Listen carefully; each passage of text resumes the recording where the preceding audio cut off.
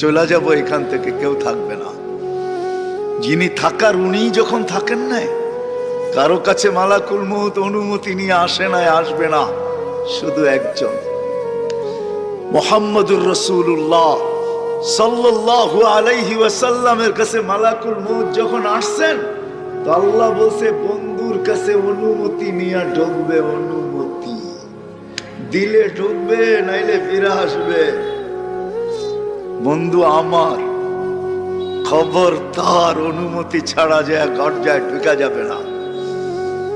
আমাদের কারো কাছে অনুমতি নিয়ে আসবে না, ওনার কাছে অনুমতি নিয়ে গেছেন।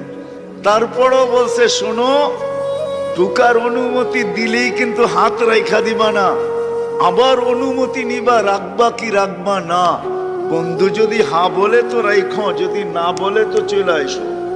কেননা বন্ধু আমার। কার বন্ধু?